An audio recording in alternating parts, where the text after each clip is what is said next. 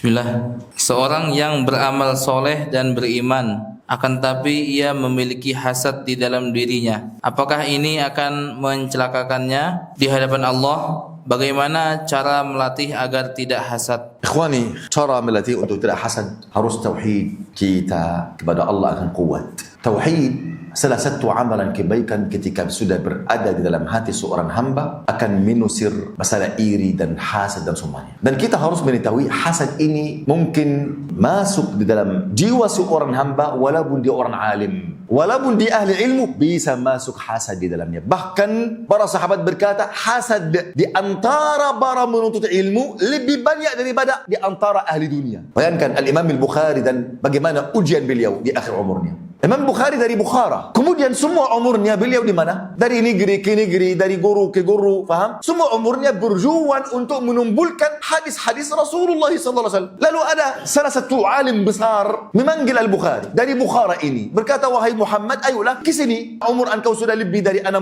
tahun. Ayo engkau harus istirahat. Kemudian jika ada orang ingin menuntut ilmu, mereka harus datang kepada engkau. Karena seorang alim ini namanya Muhammad bin Yahya Az-Zuhali, dia alim besar. Bahkan dia mungkin guru Al-Bukhari dan guru Muslim. Dan beliau yang memuji Al-Bukhari, datang ke sini. Janganlah engkau masih berjuang, engkau sudah berumur 60 lebih. Al-Bukhari datang ke Bukhara. Tiba-tiba semua murid datang di majlis Al-Bukhari, meninggalkan majlis-majlis Muhammad bin Yahya Az-Zuhali dan majlis yang lain. Muncul rasa hasad. Langsung Muhammad bin Yahya Az-Zuhali ini berkata apa? Al-Bukhari ini mubtadi'. Jika ada orang duduk di majlis Al-Bukhari, artinya juga dia mubtadi'. Mereka tahzir. Akhirnya tidak ada seorang pun masih duduk di majlis Al-Bukhari. Sebelumnya majlis Al-Bukhari ini masjid yang ramai sekali. Kita masih sampai saat ini tidak tahu ada majlis lebih ramai daripada majlis Al-Bukhari. Kata ahli ilmu, mereka sudah banyak sekali dalam masjid, sekitar masjid, jalan-jalan di kota, sampai di atap-atap rumah-rumah di sekitar masjid, sampai orang yang di ahli rumah ini membuka pintu untuk para penuntut ilmu masuk untuk duduk di majlis Al-Bukhari. Mana majlis seperti ini? Tidak mau beliau dihasad. Akhirnya setelah semua ini, yang masih berada sama Al-Bukhari dua orang saja. Yang pertama Al-Imam Muslim, yang karya Sahih Muslim. Yang kedua pembantu Al-Bukhari. Akhirnya mereka membuat adu domba menusir Al-Bukhari dari negeri itu. Lalu Al-Bukhari pergi ke kampung yang dekat. Ada kerabat istrinya. Lalu mereka menusir dia juga dari sana. Tidak ada tempat sama sekali supaya Al-Bukhari bisa pergi. Lalu Al-Bukhari sudah di jalan setelah 3 malam dari negerinya. Ya Allah, aku tidak bisa tahan sabar. Matikanlah aku ya Allah. Beliau turun dari kuda, salat 2 rakaat, beliau meninggal dunia.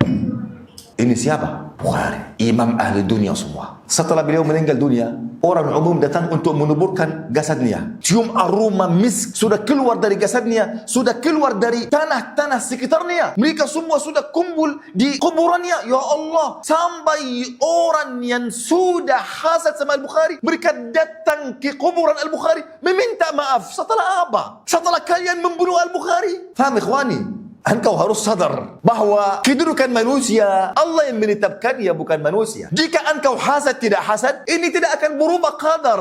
Oleh karena itu di antara rukun iman, al-iman kepada qada dan qadar, ketetapan Allah Azza wa Jal. Iman, ikhwani, apa artinya? Artinya bersaya, keyakinan di dalam hatiku bahwasanya jika Allah berikan hal ini kepada seorang itu, artinya ini hikmah dari Allah. Jika Allah mengharamkan saya dari hal ini hikmah dari Allah Azza wa Jal. Bukan kerana beliau orang mulia di sisi Allah atau saya orang dihina, tidak sama sekali. Allahu a'lam, siapa di antara kita yang paling mulia di sisi Allah Azza wa Jal? Orang yang hasad, yang tidak bersaya terhadap bahwasanya Allah itu maha bijaksana. Orang yang hasad, yang ingin berubah takdir Allah Azza wa Jal dengan hawa nafsunya. Bagaimana tauhidnya ini murni? Walaupun ini orang yang paling terlihat ilmunya besar, ini sia-sia semua. Kita berhukum atas perbuatan, bukan hanya ucapan. Mana perbuatan? Faham ikhwani? Orang hasad ini kita harus waspada dari masalah hasad. Yang pertama, kita harus belajar tauhid dan praktik. Bukan hanya kita hafal atau membaca saja,